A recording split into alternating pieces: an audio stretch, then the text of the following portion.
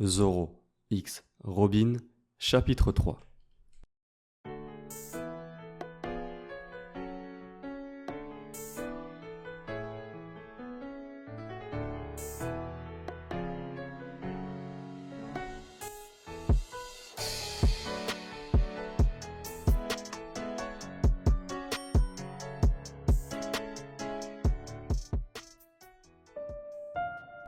Je peux t'aider s'exclame le sabreur avec un ton plutôt désagréable. Il n'a pas l'air enchanté de la revoir en pleine nuit. Et ça rendait triste Robin. La femme à côté de lui se contentait de ricaner un instant, enfin, un ricanement qui cachait plutôt un certain malaise. Mais elle reprit vite son sérieux pour demander à l'homme aux sourcils constamment froncés « Pourquoi tu n'es pas la première chose que j'ai vue en me réveillant ce matin ?» Son ton sincère et triste affecta l'épéiste qui, jusqu'ici, ne la regardait même pas. Il finit par tourner la tête vers elle.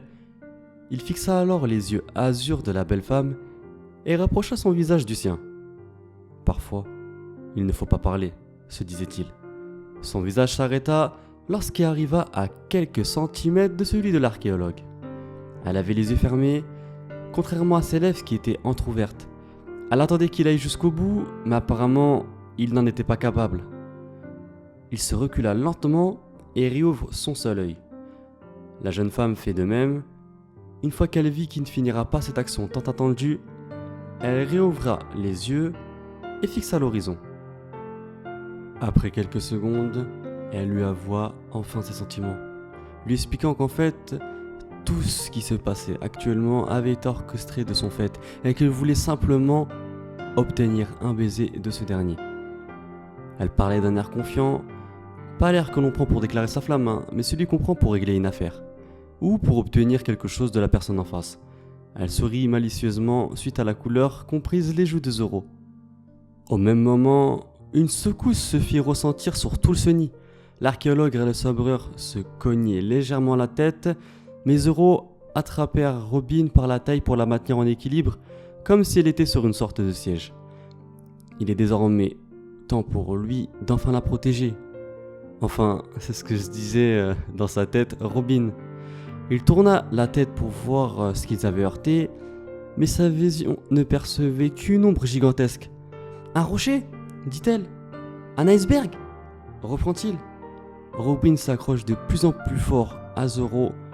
Zoro, quant à lui, était debout, droit, et faisait tout pour que Robin ne reçoive aucun dommage et surtout aucun dégât sur son corps. Le bateau continue de tanguer. Zoro tente de trouver son monstre marin du regard, mais impossible. Il était énorme et surtout très rapide. « C'est quoi ça ?» crie la voix de la navigatrice. Elle était de l'autre côté de la pelouse, en petite tenue. Sanji la reluquait avec le regard qu'il prend devant chaque belle femme.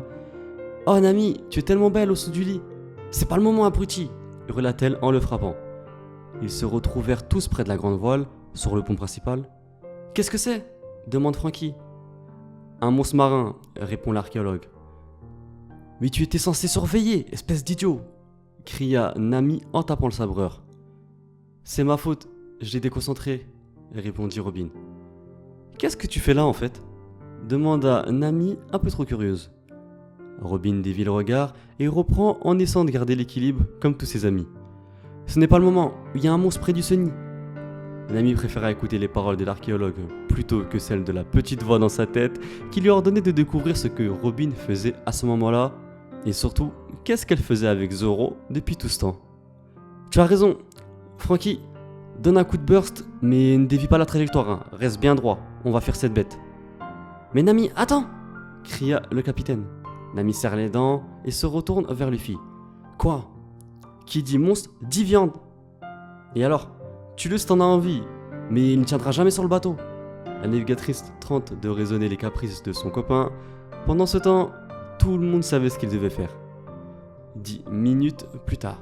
« Ouf, on est enfin tranquille !» s'écrie Usopp.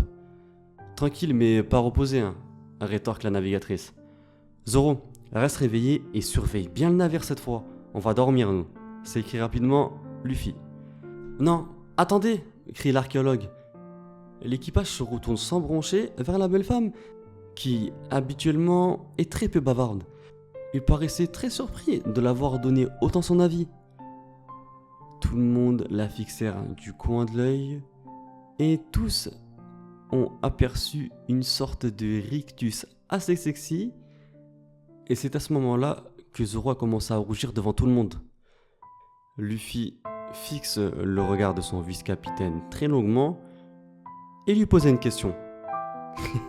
Zoro, t'es avec Robin ou pas?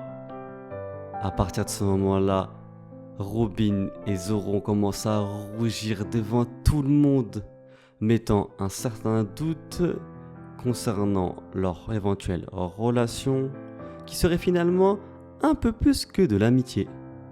Et bien voilà les amis, cette vidéo est terminée, j'espère sincèrement qu'elle vous aura plu. En tout cas, moi j'ai trouvé ce chapitre vraiment très intéressant. Fais-moi part de ton ressenti concernant ce chapitre. Moi, comme je t'ai dit, j'ai vraiment aimé. Comme d'habitude, je compte vraiment sur toi pour t'abonner, c'est vraiment important. À activer la petite cloche des notifications pour ne rien louper des prochaines sorties. À me suivre sur tous les réseaux sociaux. Et moi, comme d'habitude, je te dis à très bientôt pour de prochaines vidéos. Jana!